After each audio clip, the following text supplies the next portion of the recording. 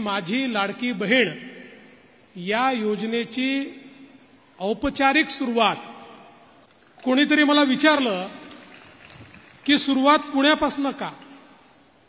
सुरुवात पुण्यापासून याकरता की ज्यावेळी परकीयांचं आक्रमण आमच्यावर होत होतं, आमचा महाराष्ट्र बेचिराख होत होता, त्यावेळी आई जिजाऊंनी याच पुण्यामध्ये सोन्याचा नांगर चालवून स्वराज्याची संकल्पना ही शिवरायांना दिली होती.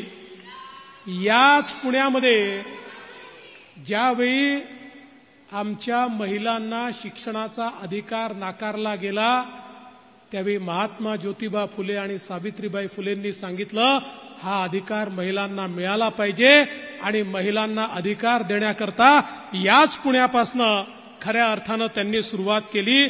आणि आपल्याला कल्पना आहे की मुलींसाठीची पहिली शाळा याच पुण्यामध्ये सुरू झाली. आणि म्हणूनच मला असं वाटतं की पुणे हे सर्वाधिक उपयुक्त अशा प्रकारचं ठिकाण आहे. केवळ राजकारण नाही तर समाजकारणाची भूमी कुठली असेल, परिवर्तनाची भूमी कुठली असेल तर ते हे पुणे आहे. आणि म्हणून पुण्यापासून सुरुवात करायची. आणि आपलं सरकार तर तुम्हाला माहिती आहे, आपलं सरकार जे आहे ते देना बँक सरकार आहे. ते देत असतं, लेना बँकवालं सरकार नाही आहे. मागच्या काळामध्ये आपण बघितलं वसुली करणारं सरकार होतं, आता वसुली करणारं नाही, बहिणींना देणारं सरकार या ठिकाणी आलेलं आहे. आणि म्हणून आज आपण ठरवलं की इथपासनं सुरुवात पुण्यापासनं करायची. पण पुण्यापासनं सुरुवात जरी औपचारिक आपण केली तरी माननीय मुख्यमंत्र्यांनी सांगितलं पैसे क्रेडिट करणं सुरू करा. कारण ज्यावेळी आपण कार्यक्रम घेऊ त्यावेळी बहिणींना रिकाम्या हाताने ठेवू नका. आणि सांगताना आनंद वाटतो 1,03,00,000 महिलांच्या खात्यामध्ये 3,000 रुपये प्रत्येकी पोचलेले आहेत. तुमच्या खात्यात आले आहेत का? ज्यांच्या आल्यात हात वर करा, हात वर करा ज्यांच्या हातात आले आहेत. बघा या सगळ्या ताईंच्या खात्यामध्ये पैसे आले आहेत. आता अगदी थोड्याशा राहिल्या आहेत ज्यांच्या खात्यात यायच्यात. काळजी करू नका, प्रत्येकाच्या खात्यात पैसे आल्याशिवाय योजना बंद होणार नाही, हा आमचा निर्धार आहे. आता तर कुठे आम्ही 31 जुलैपर्यंतचे फॉर्म्स याचे पैसे जमा केले आहेत. आता 31 ऑगस्ट पर्यंतचे जे फॉर्म्स आहेत त्याची छाननी जेव्हा होईल त्यांच्याही खात्यामध्ये जुलै आणि ऑगस्टचे पैसे आणि सप्टेंबरचे पैसे एकत्रितपणे आपण त्या ठिकाणी टाकू. आणि त्याही नंतर सप्टेंबरमध्ये ज्यांचे फॉर्म येतील त्यांनाही त्या ठिकाणी पैसे मिळणार आहेत. योजना कुठेही बंद होणार नाही. ही खटाखट सारखी योजना नाही आहे, ही फटाफट सारखी योजना आहे जी आमच्या तायांच्या खात्यामध्ये थेट त्या ठिकाणी हे पैसे जातात. मला तुम्हाला सांगितलं पाहिजे, आम्ही ज्यावेळेस घोषणा केली की आमच्या बहिणींना ओवाळणी द्यायची आहे, तुमच्या सावत्र भावांच्या पोटामध्ये खूप दुखायला लागलं आणि सावत्र भावांनी खूप प्रयत्न केला योजना होऊ नये म्हणून. मग पहिल्यांदा कोर्टात गेले, कोर्टाने त्यांना नाकारल्यानंतर काय केलं माहितीये, जाणीवपूर्वक फॉर्म भरून घेतले आणि त्याच्यावर पुरुषांचे फोटो लावले, जेणेकरून महिलांना नंतर सांगता येईल तुमचे फॉर्म तर आम्ही सरकारला दिले होते पण सरकारने ते फॉर्म स्वीकारले नाही. काही ठिकाणी तर मोटरसायकलचे फोटो लावले, कोणी बगीचाचे फोटो लावले. जाणीवपूर्वक अशा प्रकारचे फोटो लावून हे फॉर्म रिजेक्ट झाले पाहिजेत आणि महिलांपर्यंत पैसे पोचू नये अशा प्रकारचा प्रयत्न झाला. हेही करून हे लोक थांबले नाहीत. आपल्या पोर्टलवर मोठ्या प्रमाणात जंक डेटा त्यांनी टाकला, जेणेकरून हे पोर्टल स्लो झालं पाहिजे, हे पोर्टल बंद पडलं पाहिजे. मध्ये 4-5 दिवस ते पोर्टल बंद होतं. मग याच लोकांनी हाहाकार सुरू केला, पोर्टल बंद, पोर्टल बंद, पोर्टल बंद. अरे काळजी करू नका, पोर्टल बंद पडलं, आम्ही ऑफलाईन फॉर्म स्वीकारले, ते पुन्हा पोर्टलवर आणले आणि त्या ठिकाणी आमच्या बहिणींना पैसे आमचा देण्याचा जो निर्धार आहे तो आम्ही पूर्ण केला. मी खरं म्हणजे आमचा जो महिला बाल विकास विभाग आहे, आमच्या अदितीताई असतील, त्यांचे सचिव अनुप कुमार यादव असतील, यांचं आणि त्यांच्या पूर्ण टीमचं मनापासून अभिनंदन करेन की त्यांनी अहोरात्र याच्यामध्ये मेहनत केली आणि मुख्यमंत्र्यांचं जे स्वप्न होतं, आमचं जे स्वप्न होतं, ते स्वप्न पूर्ण करण्याकरता खऱ्या अर्थानं मोठ्या प्रमाणात या ठिकाणी प्रयत्न केले. आपल्या देशाचे प्रधानमंत्री माननीय मोदीजी सांगतात आपल्याला विकसित भारत तयार करायचा आहे आणि ते नेहमी सांगतात भारत विकसित व्हायचा असेल तर भारताची जी 50% लोकसंख्या आहे म्हणजे आमच्या महिला आहेत, या महिलांचा विकास झाला तरच भारत विकसित होऊ शकतो. महिलांचा विकास झाला नाही तर भारत कधीच पुढे जाऊ शकणार नाही. आणि म्हणून आज देशामध्ये मोदीजी असतील किंवा राज्यामध्ये शिंदे साहेबांच्या नेतृत्वाखाली मोठ्या प्रमाणात महिला केंद्रित योजना आपण सुरू केल्या. मग लखपती दिदी सारखी योजना असेल, आपली लेक लाडकी सारखी योजना असेल की ज्या योजनेमध्ये घरी जर मुलगी जन्माला आल्याबरोबर 5,000 रुपये, पहिल्या वर्गात गेली तर 5,000 रुपये, 7व्या वर्गात गेली तर 6,000 रुपये, 10व्या वर्गात पैसे, 11व्या वर्गात पैसे, असं करत 1,00,000 रुपये त्या मुलीला त्या ठिकाणी देण्याची आपली योजना असेल किंवा खऱ्या अर्थानं आमच्या लाडक्या बहिणींना 1,500 रुपये देण्याची योजना असेल, फी माफीची योजना असेल, रोजगाराची योजना असेल, या सगळ्या योजनांच्या पाठीशी काय आहे? एकच उद्देश आहे की या राज्याच्या अर्थव्यवस्थेच्या मुख्य धारेमध्ये आमच्या महिलांना पूर्ण भागीदारी मिळाली पाहिजे.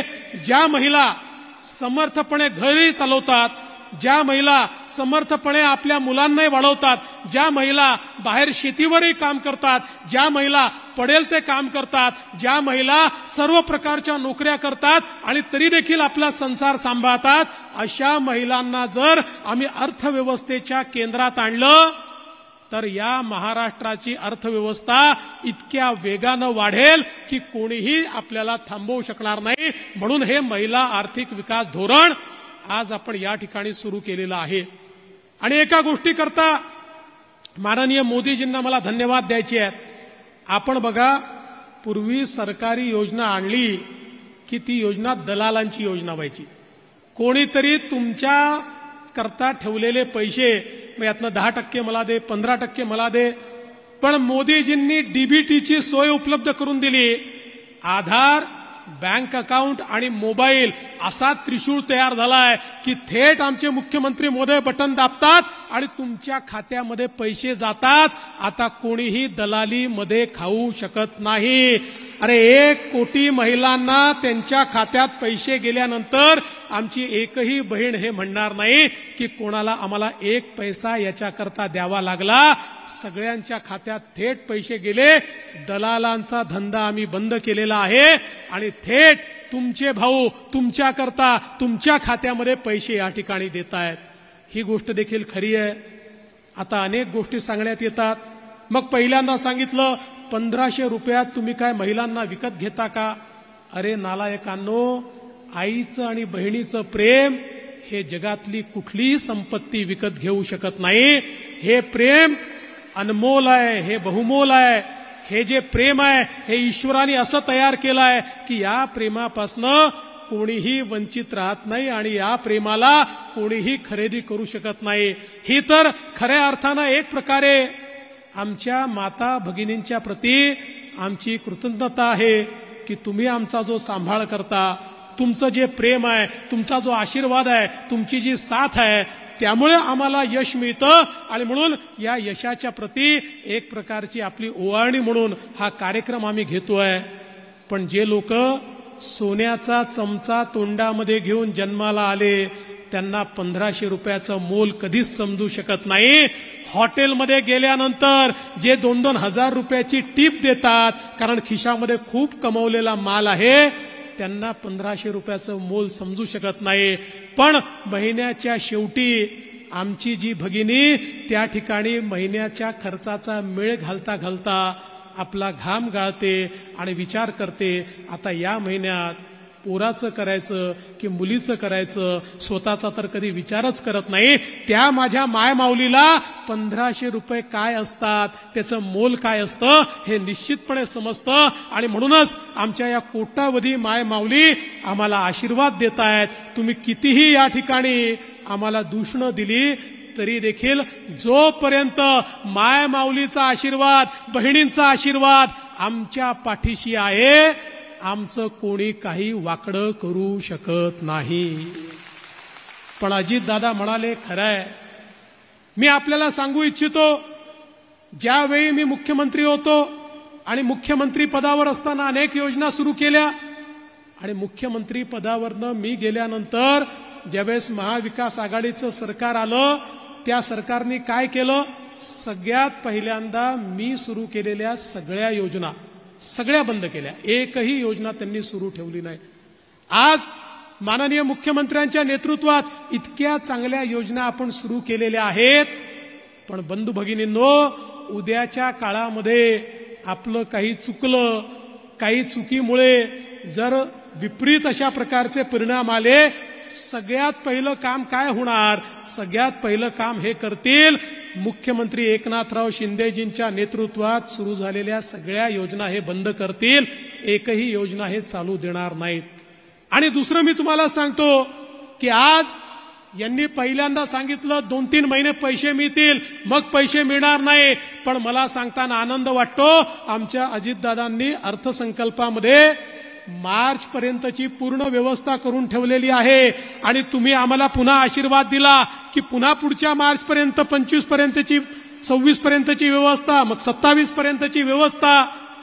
खरं म्हणजे आपल्याला बजेटमध्ये एका वर्षाचेच पैसे ठेवता येतात म्हणून एका वर्षाचे ठेवले.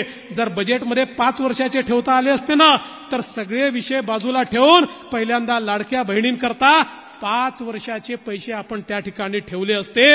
आणि म्हणून मी आपल्याला एवढंच सांगतो, आम्ही प्रामाणिक लोक आहोत. आज तुम्ही बघा, ज्या राज्यांमध्ये आपलं सरकार आहे तिथे योजना चालू आहेत. कर्नाटकमध्ये अशी योजना घोषित केली, आज ती योजना त्यांनी बंद केली. त्यांनी तेलंगणामध्ये योजना घोषित केली, तेलंगणात योजना सुरूच झाली नाही. पण मला सांगताना आनंद वाटतो, आमच्या मामाजींनी, शिवराजजींनी मध्य प्रदेशला योजना सुरू केली, नियमित चाललेली आहे. छत्तीसगडला सुरू केली, नियमित चाललेली आहे. आणि आमच्या मुख्यमंत्र्यांनी महाराष्ट्रात घोषणा केली, ही पण योजना नियमितच चालेल, कोणीही ही योजना बंद करू शकणार नाही. हा विश्वास या निमित्ताने मी तुम्हाला देऊ इच्छितो.